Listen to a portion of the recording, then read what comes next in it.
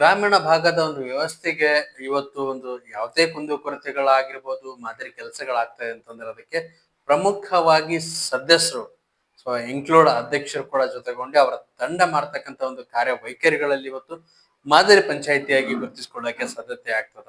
ಅದೇ ಒಂದು ನಿಟ್ಟಿನಲ್ಲಿ ಹಿರೇಮಲ್ಲೂರು ಸಾರಿ ಸ್ಟಾಪ್ ಮಾಡಿದ್ರಿ. ಸೊ ವಿಜಯಪುರ ಜಿಲ್ಲೆಯ ಮುದ್ದೇಬಿಹಾಳ ತಾಲೂಕಿನ ಹಿರೇಮುರಾಳ ಗ್ರಾಮ ಪಂಚಾಯಿತಿ ವ್ಯಾಪ್ತಿಯಲ್ಲಿ ನಾವಿದ್ದೀವಿ.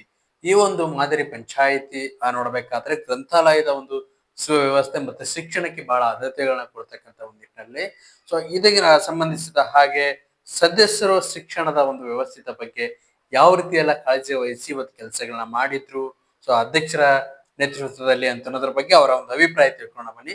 ಸರ್, ಈಗ ತಾವು ಸದಸ್ಯರಾಗಿ ಹೇಳೋದಾಗಿದ್ದಲ್ಲಿ ಸೊ ತಾವು ತಮ್ಮ ಪಂಚಾಯತಿ ವ್ಯಾಪ್ತಿಯಲ್ಲಿ ಶಿಕ್ಷಣಕ್ಕೆ ಬಹಳ ಆದ್ಯತೆ ಕೊಟ್ಟಿದ್ರಿ.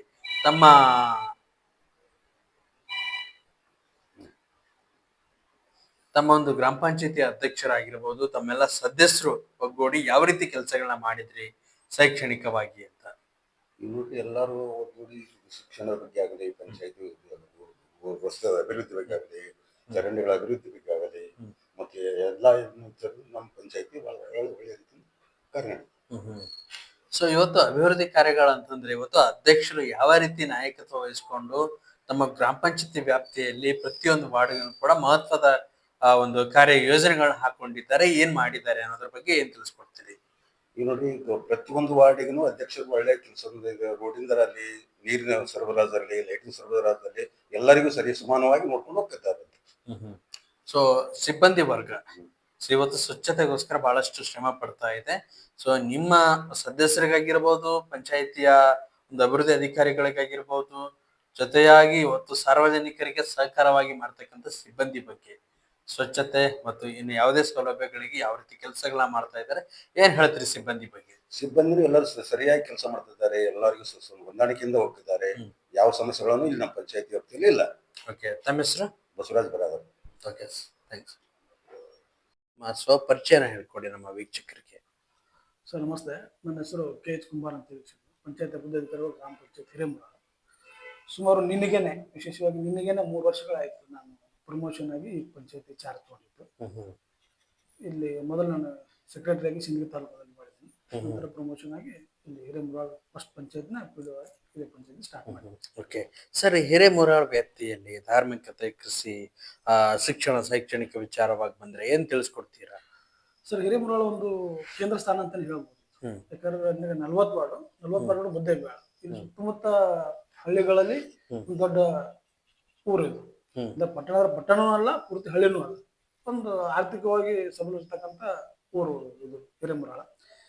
ಇಲ್ಲಿ ಒಂದು ಉರ್ದು ಸ್ಕೂಲ್ ಇದೆ, ಕಿರಿಯ ಉರ್ದು ಸ್ಕೂಲ್. ನಂತರ ಹಿರಿಯ ಪ್ರಾಥಮಿಕ ಶಾಲೆ ಇದೆ. ಇದೆಲ್ಲ ಗ್ರಾಮಗಳಲ್ಲಿ ಪ್ರಾಥಮಿಕ ಶಾಲೆಗಳಾಗ್ತಾವೆ ಸರ್. ಮತ್ತು ಹೆಚ್ಚಾಗಿ ಕೃಷಿಯನ್ನ ಅವಲಂಬಿತವಾದ ಜನಸಂಖ್ಯೆ ಇದೆ. ತೊಗರಿ ಮೇನ್ ಬೆಳೆ, ತೊಗರಿ, ಮೆಣಸು, ಕಬ್ಬು ಕೂಡ ಇತ್ತಿತ್ತಲಾಗಿ ಬೆಳೀತಾ ಇದೆ. ಎಲ್ಲ ಕೂಡ ಕೃಷಿ ಅವಲಂಬಿತವಾದಂತ ಒಂದು ಗ್ರಾಮ ಪಂಚಾಯತ್ ವ್ಯಾಪ್ತಿ ಹೊಂದಿದೆ ಸರ್.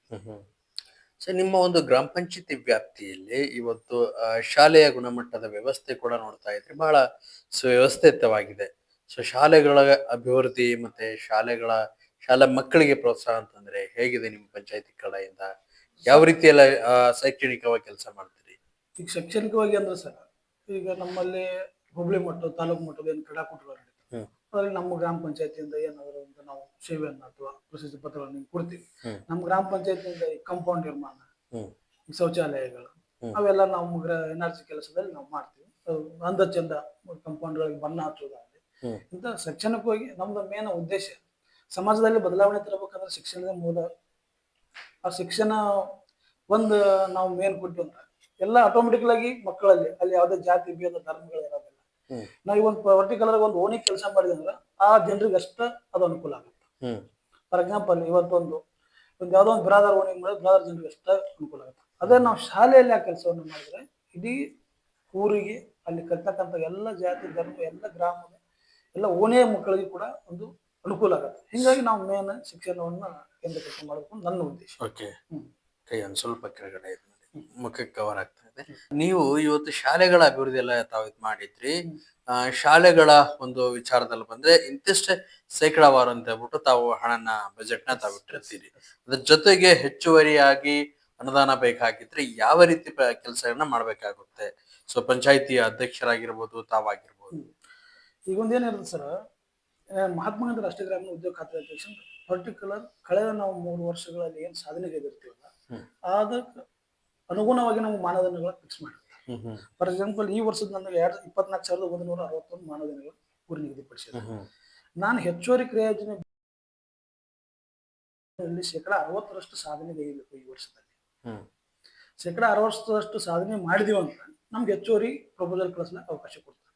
ನಾವು ಇಲ್ಲ ಇದರಲ್ಲೇನ ನಾವು 20-30% ನಮ್ಗೆ ಹೆಚ್ಚುವರಿ ಕ್ರಿಯಾ ಯೋಜನೆಗೆ ಅವಕಾಶ ಕೊಡೋದನ್ನ ಕೊಡ್ತೀವಿ.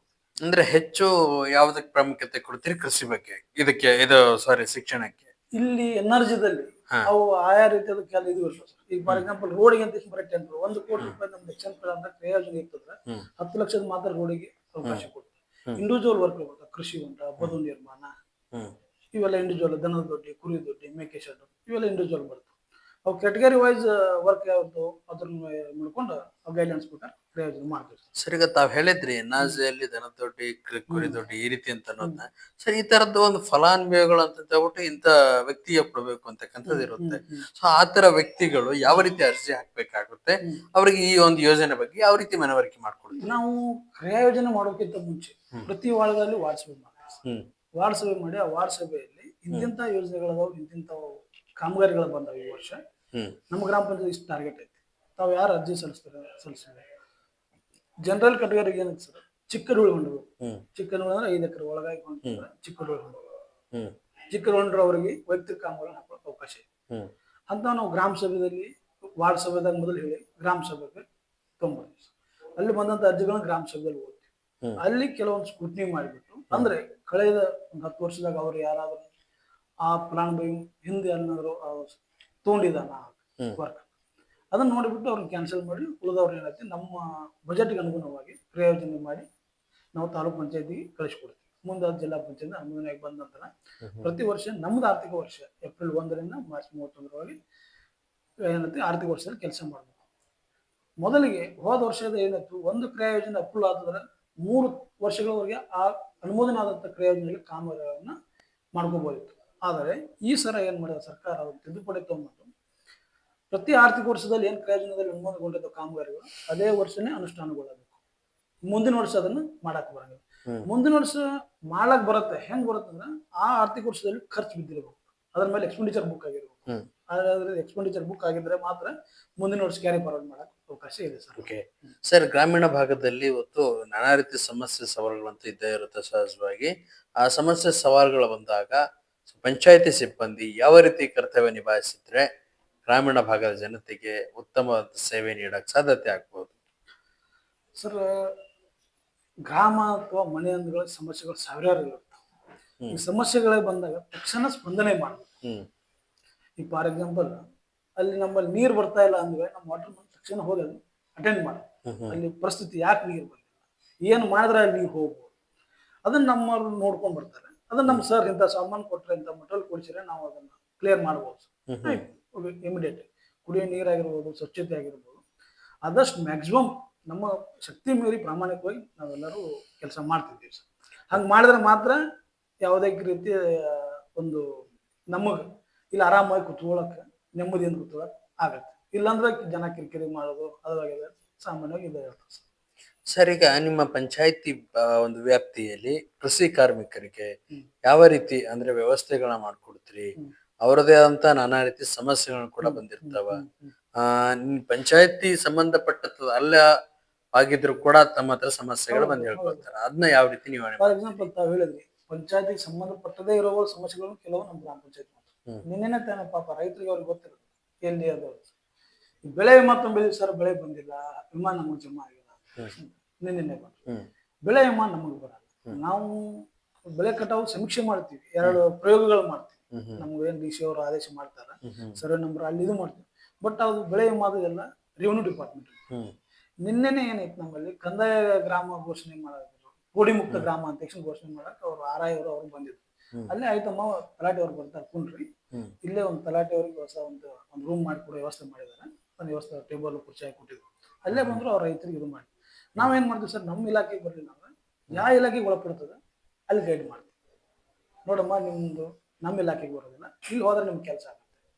ಬೇಕಾದ್ರೆ ಅಲ್ಲಿ ಇಲಾಖೆದವ್ರ ಪರಿಚಯ ಇದ್ರಂದ್ರೆ ನಾವು ಒಂದು ಕಾಲ್ ಮಾಡಿ ಹಿಂಗ ನಮ್ಮ ಗ್ರಾಮ ಪಂಚಾಯತ್ ಅವ್ರಿಗೆ ಬರ್ತಾ ಇದ್ದಾರೆ, ಸ್ವಲ್ಪ ಹೆಲ್ಪ್ ಮಾಡಿ ಅವರಿಗೆ, ಯಾಕಂದ್ರೆ ರೈತರಿಗೆ ಗೊತ್ತಾಗಲ್ಲ, ಅವ್ರಿಗೆ ಹೆಲ್ಪ್ ಮಾಡಿ ಅಂತ ನಾವು ಸಜೆಷನ್ ಮಾಡ್ತೀವಿ. ಓಕೆ ಸರ್, ಈಗ ಇನ್ನೊಂದು ವಿಚಾರದಲ್ಲಿ ಬಂದ್ರೆ, ಈಗ ರೈತರಿಗೆ ಇರ್ತಕ್ಕಂಥ ಸಮಸ್ಯೆಗಳಂತೂ ತಾವು ಬಗೆಹರಿಸ್ತೀರಿ. ಇವತ್ತು ಪಂಚಾಯಿತಿಗೆ ಸಾಕಷ್ಟು ಬೇಡಿಕೆಗಳಂದ್ರೆ ಸಾರಿಗೆ ವ್ಯವಸ್ಥೆದಾಗಿರ್ಬೋದು, ಇನ್ನು ಮನೆಗಳ ಬೇಡಿಕೆ ಆಗಿರ್ಬೋದು, ಇತ್ಯಾದಿ ವಿಚಾರಗಳಲ್ಲೂ ಕೂಡ ಸಾಕಷ್ಟು ತೊಂದರೆಗಳನ್ನ ಎದುರಾಗುತ್ತೆ ಗ್ರಾಮಕ್ಕೆ. ಅಂತ ಸಂದರ್ಭದಲ್ಲಿ ಅಧ್ಯಕ್ಷರು ಯಾವ ರೀತಿ ಪಾತ್ರಗಳನ್ನ ನಿಭಾಯಿಸ್ತಾರೆ, ಅಧ್ಯಕ್ಷರು ಸದಸ್ಯರು ಅನ್ನೋದನ್ನ ಏನ್ ಹೇಳ್ತೀರಿ? ಗ್ರಾಮ ಪಂಚಾಯತಿಯ ಮುಖ್ಯಸ್ಥರ ಅಧ್ಯಕ್ಷರು. ನಾವು ಜಸ್ಟ್ ವಿಡಿಯೋದವರು ಸರ್ಕಾರದ ನಿಯಮಾವಳಿ ಬರುತ್ತಾ ಬರೋದಿಲ್ಲ ಅಂತ ಗೈಡ್ ಮಾಡ್ಬೇಕಷ್ಟೇ. ಅವ್ರಿಗೆ ಸಲಹೆ ನೀಡ್ಲಕ್ಕೆ ನಾವು ಸಹಾಯಕರು. ಈಗ ಮೆಂಬರ್ಗಳು ಆ ವಾರ್ಡಿನವರು ಅಧ್ಯಕ್ಷರಿದ್ದಂಗೆ. ಈಗ ಆ ವಾರ್ಡ್ನಿಗ ಈಗ ಫಾರ್ ಎಕ್ಸಾಂಪಲ್ ಒಂದು 10 ಮನೆ ಬಂದಿರುತ್ತೆ, 100 ಮನೆ ಫಲಾನುಭವಿಗಳು ಅರ್ಜಿ ಸಲ್ಲಿಸ್ತಾರೆ. ಅವಾಗ ಯಾರು ಸೂಕ್ತ ಅದಾರ ಅಂತ ಕಿಶಿಂದ ಅಲ್ಲಿ ಅವರು ಆಯ್ಕೆಯಾಗಿ ಬಂದಿರ್ತಾರೆ, ಅವ್ರಿಗೆ ಗೊತ್ತಿರುತ್ತೆ ಊರಿನ ವಾತಾವರಣ. ನಾವ್ ಎಲ್ಲೇದೋ ನೌಕರಿ ಮಾಡಕ್ ಬಂದಿರ್ತೀವಿ, ನಮ್ಗಿಂತ ಹೆಚ್ಚು ಆ ಊರಿನ ಹಾವಭಾವ, ಊರಿನ ಬೆಳವಣಿಗೆ, ಆ ಊರಾಗ ಯಾವ್ದು ಅಲ್ಲ, ಯಾವ್ದು ಸರಿ, ಯಾವ್ದು ಮಾಡಿರೋ ಕರೆಕ್ಟ್ ಅನ್ನೋದು ಅವ್ರಿಗೆ ಗೊತ್ತಿರುತ್ತೆ. ಹಿಂಗಾಗಿ ಅವರು ಫಲಾನುಭವಿಗಳಾಗಲಿ ಇದು ನಮಗೆ ಹೇಳ್ತಾರೆ, ಸರ್ ಇವ್ರು ಬಡವರು ಇದ್ದಾರೆ, ಇವ್ರಿಗೆ ಮಾಡಿದ್ರೆ ಒಳ್ಳೇದಾಗುತ್ತೆ, ಸರ್ ಇವ್ರ ಮಣ್ಣು ಊರಲ್ಲಿ ನಿಮ್ಗೆ ಸಮಸ್ಯೆ ಆಗಿದೆ, ಅವ್ರಿಗೆ ಇಷ್ಟು ಇದು ಮಾಡಿದ್ರೆ ನಮ್ಗೆ ಅನುಕೂಲ ಆಗುತ್ತೆ, ಅವ್ರಿಗೆ ಇದು ಹೆಲ್ಪ್ ಆಗುತ್ತೆ, ಅವ್ರು ಸಜೆಷನ್ ಮಾಡ್ತಾರೆ. ಸರ್, ಈಗ ನಿಮ್ಮ ಪಂಚಾಯಿತಿಯ ಒಂದು ಮಾದರಿ ಕೆಲಸಗಳಂತಂದ್ರೆ ಇವತ್ತು ಯಾವ ರೀತಿ ಪ್ರಯತ್ನಗಳನ್ನ ತಾವು ಮಾಡ್ತೀರಿ? ಸೊ ಅದಕ್ಕೆ ಜನರ ಸಹಕಾರ ಎಲ್ಲ ಹೇಗಿರುತ್ತೆ? ಸರ್, ಯಾವುದೇ ಒಂದು ಕಾಮಗಾರಿ ನಾವು ಕೈಗೊಳ್ಳಬೇಕಾದ ಅಥವಾ ಅನುಷ್ಠಾನ ಮಾಡಬೇಕಂದ್ರೆ 100% ಜನರ ಸಹಕಾರ ಅಂತ ಇರೋದಿಲ್ಲ. ನಾವು ಎಷ್ಟೇ ಒಳ್ಳೆ ಕೆಲಸ ಮಾಡಿ, ಎಷ್ಟೇ ಕೆಟ್ಟ ಕೆಲಸ ಮಾಡಿ, 4 ಮಂದಿ ಪರೋ ವಿರೋಧ ಇರೋದೆ. ಆದಷ್ಟು ನಾವು ಪಾಸಿಟಿವ್ ಮೈಂಡ್ ತಗೊಂಡು, ಈಗ 4 ಮಂದಿ ಅಲಿಗೇಷನ್ ಮಾಡ್ತಾರೆ, 4 ಮಂದಿ ಇದು ಮಾಡ್ತಾರೆ ಅಂತ ನಾವು ಬಿಡಕ್ಕೆ ಬರಲ್ಲ. ಎಷ್ಟು ಮ್ಯಾಕ್ಸಿಮಮ್ ಪ್ರಯತ್ನ, ಯಾಕಂದ್ರೆ ಹಂಗಂತ ಹೇಳಿಕೇಶನ್ ನಾವು ರಿಸ್ಕ್ ತಗೊಂಡು ಇದು ಒಂದು ಒಳ್ಳೇದಾಕತ್ತೆ ಸಮಾಜಕ್ಕೆ ಅಂದ್ರೆ ರಿಸ್ಕ್ ತೊಗೊಳಕ್ ಇರುತ್ತೆ. ಒಂದು ಹೊಂದಾಣಿಕೆ ಮೇಲೆ 4 ಮಂದಿ ಏನೋ ತಪ್ಪು ತಿಳುವಳಿಕೆಯಿಂದ ಅಪೋಸ್ ಮಾಡ್ತಿರ್ತಾರೆ, ಅವ್ರ ಕರೆಸಿ ಹಿಂಗಲ್ಲಪ್ಪ, ಹಿಂಗೈತಿ, ಹಿಂಗ್ ಮಾಡಿದ್ರೆ ಹಿಂಗ ನಾವು ತಿಳುವಳಿಕೆ ಹೇಳಿ ಸಾಧ್ಯ ಆದಷ್ಟು ಮಟ್ಟಿಗೆ ಜೊತೆಗೂಡಿಸ್ಕೊಂಡು ಹೊಂಟಿದ್ದೀವಿ. ಸೊ ನಿಮ್ಮ ಪಂಚಾಯಿತಿ ವ್ಯಾಪ್ತಿಯಲ್ಲಿ ನಿಮ್ಮ ಗ್ರಂಥಾಲಯ ಅಂದ್ರೆ ಬಹಳ ಉತ್ತಮವಾದಂತ ಒಂದು ಗ್ರಂಥಾಲಯ ಅಂತಕ್ಕಂಥದ್ದನ್ನ ಹೇಳ್ಬೋದು. ಸೊ ಇದಕ್ಕೆ ಜನ ಯಾವ ರೀತಿ ಸದುಪಯೋಗ ಪಡ್ಕೊಳ್ತಾ ಇದ್ದಾರೆ, ಯಾವ ರೀತಿ ಮೇಂಟೈನ್ ಮಾಡ್ಕೊಂಡು ಹೋಗ್ತಾ ಇದ್ದಾರೆ? ಆಕ್ಚುಲಿ ಸರ್, ಇದೇನಿತ್ತು ಗ್ರಂಥಾಲಯ ಊರಲ್ಲಿ ಇತ್ತು, ಒಳಗಡೆ ಅದೊಂದ್ ಸ್ವಲ್ಪ ರೂಮ್ ಹಳೇದಾಗಿ ಸೋರತ್ತರಂತೆ, ನಮ್ಮ ಗ್ರಾಮ ಪಂಚಾಯತ್ ಮ್ಯಾಗ ಶಿಫ್ಟ್ ಮಾಡಿ ರೀಸೆಂಟ್ಲಿ ಮಾಡಿಸಿದ್ದೀವಿ. 1 ಲಕ್ಷ ರೂಪಾಯಿ ಬಿಟ್ರು. ನಮ್ಮಲ್ಲಿ ನಮ್ಮ ಯುವ ಸಾಹೇಬ್ರಿಂದ ಮಸಳೆ ಸಾಹೇಬ್ರು ಅಂತಿದ್ರು, ಅವರು ತಾಲೂಕಿಗೆ 1-2 ಗ್ರಾಮ ಪಂಚಾಯತಿ ಒಂದ್ ಸ್ವಲ್ಪ ಮಾಡೋಣ, ನೀನ್ ಟ್ರೈ ಮಾಡು, ಇಲ್ಲ ಕವಡಿ ಮುಟ್ಟಿದ್ದು ಉತ್ತಮವಾಗಿದೆ ಸರ್. ಅವ್ರು ನಮ್ಮ ಸೀನಿಯರ್ ಅಂತ ಹೇಳಿದ್ರಲ್ಲ, ಅವ್ರು ಮಾಡಿದ್ರು. ಅವ್ರು ನೋಡಿ ಒಂದ್ ಸ್ವಲ್ಪ ನೀನು ಅವ್ರನ್ನ ಕರ್ಕೊಂಡ್ಬಂದು ಸರ್ ಏನ್ ಅಂತ ಹೇಳಿ ಒಂದು ಲೆಕ್ಕ ಇದ್ರ ಸರಿ ಒಂದು ಸಣ್ಣ ಪ್ರಯತ್ನ ಮಾಡಿವಿ ಅಷ್ಟೇ. ಇನ್ನೂ ಬಹಳ ಕೆಲಸ ಇದೆ ಸರ್, ಇನ್ನೂ ನನ್ನ ಕನಸು, ನನ್ನ ಯೋಜನೆಗಳು ಬೇರೆ ಬೇರೆ. ಯಾಕಂದ್ರೆ ಇಲ್ಲಿ ನೌಕರಿ ಮಾಡ್ತೀವಿ ಅಂದ್ರೆ ಅಟ್ಲೀಸ್ಟ್ ಒಂದರ ಕೂನ ಬಿಟ್ಟು ಹೋಗ್ಬೇಕು ಅನ್ನೋ ಉದ್ದೇಶದಿಂದ ಸ್ವಲ್ಪ ಅದನ್ನ ಜಾಸ್ತಿ ಇಂಟ್ರೆಸ್ಟ್ ಕೊಟ್ಟು ಮಾಡ್ತಾ ಇದ್ದೀವಿ. ತುಂಬಾ ಒಳ್ಳೆಯದಂತ ಮಾಹಿತಿಯನ್ನು ಕೊಟ್ರೆ. ಜನರಿಗೆ ಇವತ್ತು ಪಂಚಾಯಿತಿ ಅಭಿವೃದ್ಧಿ ತಾವ್ ಯಾವ ರೀತಿ ಇದು ಮಾಡ್ಕೊಂಡು ಹೋಗ್ತಾ ಇದಿರಲ್ಲ, ಆ ರೀತಿ ಒಂದು ಮಾಡ್ಕೊಂಡು ಹೋಗೋದಕ್ಕೆ ತಾವ್ ಏನ್ ಸಲಹೆಗಳನ್ನ ಕೊಡಕ್ ಇಷ್ಟಪಡ್ತೀರಾ? ಸರ್, ಒಂದು ಮನುಷ್ಯ ಅಂದಗಳೇ ಎಲ್ಲವೂ ಇರಂಗಿಲ್ಲ. ಅಂದ್ರೆ ಹೆಂಗ, ನಾವು ಹುಟ್ಟದನ್ನ ನೌಕರಿ ಮಾಡಿ ನಮಗ ಅನುಭವಿಸೋದ ಕಷ್ಟ ಬಡತನಗಳು ಏನಿರ್ತಾವ, ನಾವ್ ಎಷ್ಟೇ ಮುಂದೆ ಹೋದ್ರು ಅದು ಯಾವತ್ತೂ ನೆನಪಿಟ್ಟು. ಫಾರ್ ಎಕ್ಸಾಂಪಲ್, ನಾ ಯಾವುದೇ ರೈತರಾಗಲಿ ಅದಾಡ್ಸ, ಯಾಕಂದ್ರೆ ನಾನು ಒಬ್ಬ ರೈತನ ಉಪವಾಸ ಬಿದ್ದು ಬಂದೀನಿ. ಇವತ್ತು 10 ಸಾವಿರ ಒಂದ ರಾತ್ರಿಗೆ ಊಟ ಮಾಡ್ತೀನಿ, ಅವತ್ತು ಉಪವಾಸ ಬಿದ್ದು ಬರ್ತೀನಿ. ನಾವು ನಡೆದು ಬಂದಂತ ಹಾದಿಗಳನ್ನ ಯಾವತ್ತೂ ಮರೆಯಲ್ಲ. ನಾನು ನಂಬರ್ ಪಾಲಿಸಿ ತತ್ವ ಎಂದು ನನಗೆ ಅಧಿಕಾರದ ದರ್ಪ ತೋರಿಸಿ ಎಲ್ಲರೊಂದಿಗೆ ಹೊಂದಾಣಿಕೆ ಮಾಡ್ಕೊಂಡು 4 ಜನಕ್ಕೆ ಒಳ್ಳೇದಾಗತ್ತ ಕೆಲಸ ಮಾಡ್ಕೊಂಡು ಸರ್ಕಾರ ನಿಯಮಗಳನ್ನು ಪಾಲಿಸ್ಬೋದು ಹೋದ್ರೆ ಒಂದು ಉತ್ತಮ. ನಮ್ದೇನು ಉದ್ದೇಶ, ನೌಕರಿ ಕಾಯಂ ಅಲ್ಲ, ಇನ್ನು ನಾಳೆ ಬೇರೆ ಕಡೆ ಟ್ರಾನ್ಸ್ಫರ್ ಆಗುತ್ತೆ. ಆಕ್ಚುಲಿ ನಮ್ದು ಇನ್ಕ ಟ್ರಾನ್ಸ್ಫರ್ ಮಾಡಿ ಕೌನ್ಸಿಲಿಂಗ್ ತಮ್ಗೆ ಗೊತ್ತಿರಬಹುದು, ರಾಜ್ಯದ ಇತಿಹಾಸದಲ್ಲಿ ಪ್ರಥಮ ಬಾರಿಗೆ ಪಂಚಾಯತ್ ಕೌನ್ಸಿಲಿಂಗ್ ಮೂಲಕ ವರ್ಗಾವಣೆ ಆಯಿತು. ನಂದು 3 ಪ್ಲೇಸ್ ಅಲ್ಲ, ನಾನು ಬಿಜ್ಜೂರು ಪಂಚಾಯತ್ ಇನ್ಕ ಬಂದ ಜಾಯ್ನ್ ಆಗಬೇಕು ಇತ್ತು, ಬಟ್ ಒಂದು ಸ್ವಲ್ಪ ಕೇಸ್ ಕೋರ್ಟ್ ಆ ಕಡೆ ಹೋದ ನಂತರ ನಾವು ಇಲ್ಲಿ ರಿಲೀವ್ ಆದ ನಂತರ ಮುಂದೆ 2 ದಿನ ಸರ್ ಚಲೋ ಇದ್ರು ರಿಲೀವ್ ಟ್ರಾನ್ಸ್ಫರ್ ಆಗಬಾರ್ದಾಗಿದ್ದಂತ ನಾನು ಇಲ್ಲಿ 3 ವರ್ಷ ನೌಕರಿ ಮಾಡಿಸುವ ಓಕೆ ಸೊ ಈಗ ನಾನು ಬಿಟ್ಟು ಹೋದ ಚಲೋ ಆಯ್ತು ಅಂದ್ರೆ ನಾನು ಇಲ್ಲಿ ಏನು ಗಳಿಸಿನಿ ಏನು ಇದು ಮಾಡಿದ್ರು ಅದು ಶೂನ್ಯ. ಈ ಒಂದು ಪಾಲಿಸಿ ಮೇಲೆ ನಾನು ನಿಮ್ಮ ಪಿಡಿಒ ಅವ್ರ ಬಗ್ಗೆ ಕೌನ್ಸಿಲಿಂಗ್ ಆಯ್ತು ಅಂತ ಅನ್ನೋದು ಹೇಳಿದ್ರಿ. ಅದ ನಂತರ ನನಗೆ ಒಂದು ಪಿಡಿಒ ಸಂಘದ ಬಗ್ಗೆ ನನಗೆ ಒಂದಿಷ್ಟು ವಿಚಾರಗಳು ಹೇಳಬೇಕಾದ್ರೆ, ನಿಮ್ಮ ಜಿಲ್ಲಾ ಅಧ್ಯಕ್ಷರಾಗಿರ್ಬೋದು, ತಾಲೂಕು ಅಧ್ಯಕ್ಷರಾಗಿರ್ಬೋದು, ಯಾವ ರೀತಿ ಇವತ್ತು ಪಿಡಿಒ ಅವರಿಗೆ ಮಾರ್ಗದರ್ಶನ ಜೊತೆಗೆ ಅವರ ಬೆಂಬಲವಾಗಿ ಕಾರ್ಯಗಳಿಗೆ ಅವರು ಯಾವ ರೀತಿ ನಡ್ಸ್ಕೊಂಡು ಹೋಗ್ತಾ ಇದ್ದಾರೆ, ತಮ್ಮ ಸಂಘಟನೆ ಬಗ್ಗೆ ಏನ್ ಹೇಳ್ತೀರಿ? ಪಿಡಿಒ ಸಂಘದ ಅಧಿಕಾರಿಗಳ ಬಗ್ಗೆ ನಮ್ಮಲ್ಲಿ ಉತ್ತಮ ರೀತಿಯಾದಂತ ಅದರಲ್ಲಿ ಮುದ್ದೆ ಬೆಳತಾಳ ಬಹಳ ಸಮಾನ ಮನಸ್ಕರು ಅಂತಾರೆ, ಆ ರೀತಿ ಪಿಡಿಒಸ್ ಇದ್ದಾರೆ. ನಾನು ಆಕ್ಚುಲಿ 2022 ಇಲ್ಲಿ ಪ್ರಮೋಷನ್ ಆಗಿ ಬಂದ್ರೆ ನನ್ನ ನೇಟಿವ್ ಬೆಳಗಾವಿ ಡಿಸ್ಟ್ರಿಕ್ಟ್ ಇದು ದೂರ, ನನಗೆ ಇಲ್ಲಿ ಯಾರು ಪರಿಚಯ ಇಲ್ಲ. ನಾನು ಡೆಪ್ಯುಟೇಷನ್ ಟ್ರೈ ಮಾಡಾಕ್ತಿದ್ದೆ, ಬೇಡ ಹೊಸಪಡ್ತಿದ್ದೆ. ನಮ್ಮ ಪಿಡಿಒರೆಲ್ಲ ಬರ್ರಿ ಯಾಕ್ರೆ ಇಲ್ಲಿ ಗ್ರೌಂಡಲ್ಲಿ 2 ತಾಸು ನಾನು ಕೂರ್ಸ್ಕೊಂಡು ನಾವು ಅದೀವಿ. ನಮ್ಮ ಪಿಡಿಒ ಸ್ನೇಹಿತರ ಬಗ್ಗೆ ಹೇಳಕ್ ಭಾಳ ಹೆಮ್ಮೆ ಈ ತಾಲೂಕದಾಗ ಈ ಸದ್ದ. ಆಕ್ಚುಲಿ ನಮ್ದು ಯಾರು ಕಂಡ್ಬಿತ್ತು ಏನೋ ಎಲ್ಲ ಗೂಡುಗಳು ಹೊಡೆದ್ಬಿಟ್ಟು ಮೊನ್ನೆ ಕೌನ್ಸಿಲ್ದಾಗ ಎಲ್ಲ ತಾಲೂಕಿಗೆ ಎಲ್ಲ ಜಿಲ್ಲಾಕ್ಕೂ ಹೋಗ್ಬೋದು, ಒಳ್ಳೆ ರೀತಿಯಿಂದ ಸ್ಪಂದನೆ ಮಾಡ್ತಾರೆ. ಸಮಸ್ಯೆ ಐತೆ ಅಂದ್ರೆ ಹಿಂಗೆ ಮಾಡು ಹಿಂಗೆ, ಯಾಕಂದ್ರೆ ನಾವು ಜೂನಿಯರ್, ನಾವು ಅವ್ರನ್ನ ಕೇಳ್ಕೊಂಡು ಸರ್ ಹಿಂಗಾಗೈತೆ ಅಂತ, ಸರ್ ಹಿಂಗೆ ಸಮಸ್ಯೆ ಐತೆ, ಯಾವ ಸಾಹೇಬ್ರುಗಳಿಗೆ ಅಂತ ಹಿಂಗೆ ರಜಾ ಕೊಡಂಗಿಲ್ಲ ಸಾಹೇಬ್ರು, ಸರ್ ಅವ್ನು ಸಮಸ್ಯೆ ಐತೆ ಸರ್ ಮೊನ್ನೆ ನಮ್ಮ ಮುಂದೆ ಹೇಳ್ಯಾರ ಸರ್. ಉತ್ತಮ ರೀತಿ ಸಂಘಟನೆ ಸರ್. ಅದರಲ್ಲಿ ಏನು ಪಿಡಿಒ ಸಂಘಟನೆ ಮತ್ತು ಮುದ್ದೇಬಿಹಾಳ ತಾಲೂಕು ನಾನು 11 ವರ್ಷ ಬೇರೆ ಬೇರೆ ಕಡೆ ಮಾಡಿದ್ದೀನಿ, ಬಟ್ ಇಲ್ಲಿ ಅಂತ ಸಂಘಟನೆ ಎಲ್ಲಿ ಇದೆ. ಓಕೆ ಸರ್, ತುಂಬಾ ಧನ್ಯವಾದಗಳು. ನಮ್ಮ ವೀಕ್ಷಕರಿಗೆ ಮತ್ತೆ ಪತ್ರಿಕೆ ಓದುಗರಿಗೆ ತಾವೇನ ತಿಳಿಸಕ್ಕೆ ಇಷ್ಟಪಡ್ತೀರಾ? ವೀಕ್ಷಕರಿಗೆ ಅಂದ್ರೆ ತಾವು ಗ್ರಾಮ ಪಂಚಾಯತಿಗಳಲ್ಲಿ ಎಲ್ಲರದು ಒಂದು ಅಪವಾದನೆ ಇದೆ, ಸರ್ಕಾರದವ್ರು ಕೆಲಸ ಮಾಡಲ್ಲ, ಸರ್ಕಾರ ನೌಕರಸ್ಥ ಕೆಲಸ ಮಾಡಲ್ಲ. ಯಾವುದೇ ನೌಕರಸ್ಥ ಡಿಲೇ ಮಾಡಬೇಕು ಕಾಡಿಸ್ಬೇಕಂತ ಯಾರೋ ಬಂದಿರೋದಿಲ್ಲ. ಕೆಲವೊಂದು ರೂಲ್ಸ್ ರೆಗ್ಯುಲೇಷನ್ಗಳು ಆ ರೀತಿ ಬಿಗಿಯಾಗಿ ಹಿಡಿದಿರ್ತವೆ. ಇನ್ನು ಕೆಲವೊಂದು ಈ ಸಡನ್ಲಿ ಬಂದು ಗ್ರಾಮ ಪಂಚಾಯತಿಯಲ್ಲಿ ಯಾವುದೋ ಅಲ್ಲೊಂದು ಇದು ಸಿಸಿ ರಸ್ತೆ ಮಾಡ್ರೆ, ನಿನ್ನೆ ನಾವು ಸಹಜಕ್ಕಾಗಿ ಒಂದು ಮನೆ GPS ಹೋಗಿದ್ದೀವಿ, ಪಿಡಿಒ ಸಿಸಿ ರಸ್ತೆ ಮಾಡಬೇಕು, ಆಯ್ತು ರೀ ಮಾಡೋಣ, ನೆಕ್ಸ್ಟ್ ಬಜೆಟ್ ಮಾಡಿ, ಅದನ್ನ ನೆಕ್ಸ್ಟ್ ವೀಕ್ ತಿಳಂಗಿಲ್ಲ, ಸದ್ದ ಮಾಡಿ ಹೋಗು. ಕೆಲವೊಂದು ಬಜೆಟ್ ಆಧಾರಿತ ಕೆಲಸ ಇರ್ತವೆ. ಈಗ ಫಾರ್ ಎಕ್ಸಾಂಪಲ್ ಒಂದು 20-10 ಲಕ್ಷ ರೂಪಾಯಿ ಕೆಲಸ ಒಂದೇ ಕಾಮಗಾರಿ ಇರ್ತದೆ. ನಮ್ಮ ಗ್ರಾಮ ಪಂಚಾಯತಿ ಬರೋದು 30-35 ಲಕ್ಷ ರೂಪಾಯಿ, ವರ್ಷಕ್ಕೆ 15 ಹಣಕಾಸು ಕ್ರಿಯೆ. ಅದು ತನ್ನದೇ ಆದಂಥ ರೂಪರೇಷೆಗಳು, tied, untied grant, water supply, sanitisation, ಈ ರೀತಿ ಡಿವೈಡ್ ಆಗಿರುತ್ತೆ. ಅವ್ರಿಗೇನು 30 ಲಕ್ಷ ಬರ್ತೈತಿ, 10 ಲಕ್ಷ ಖರ್ಚು ಮಾಡಕ್ಕೆ ಏನು ಮಾಡ್ತಾನೆ ಅಂತೀವಿ, ಆದ್ರೆ 1 ಲಕ್ಷ ಒಂದೇ ವರ್ಕ್ ಅಷ್ಟು ಕವರ್ ಆಗಲ್ಲ. ಅದಕ್ಕೆ ತಾವು ಸರ್ಕಾರದ ಮೇಲೆ ಆಗಲಿ ಕಚೇರಿಗಳ ಮೇಲೆ ನಂಬಿಕೆ ಇದೆ, ಕೆಲಸ ಮಾಡ್ತಿರ್ತಾರೆ. ಏನೋ ಒಬ್ರು ಸಂಬಂಧ ಇಡೀ ಇದಕ್ಕನ್ನ ತಾವು ದಯವಿಟ್ಟು ತಪ್ಪು ತಿಳ್ಕೊಬೇಡಿ. ಎಲ್ಲರೂ ಒಳ್ಳೆ ರೀತಿಯಿಂದ ಕೆಲಸ ಮಾಡ್ತಾರೆ. ತಾವು ಸಹಕಾರದೊಂದಿಗೆ, ಸರ್ಕಾರಿ ನೌಕರರೊಂದಿಗೆ ಅಥವಾ ಜನಪ್ರತಿನಿಧಿಗಳೊಂದಿಗೆ ಸಹಕರಿಸಿ ಅದಾಗಲಿ ಅಭಿವೃದ್ಧಿ ಸಾಧ್ಯ ಆಗುತ್ತೆ. ಸಾಧ್ಯ ಆದಷ್ಟು ಮಟ್ಟಿಗೆ ನಮ್ಮನ್ನು ಒಳಗೊಂಡಂತೆ ಎಲ್ಲರೂ ಕೆಲಸ ಮಾಡಬೇಕು ಅನ್ನೋ ಮನೋಭಾವನೆಯಿಂದನೇ ಬಂದರೆ ಹೊರತು ಬೇರೆ ಯಾವುದೇ ರೀತಿ ಅಂತ ಇರಲಿಲ್ಲ.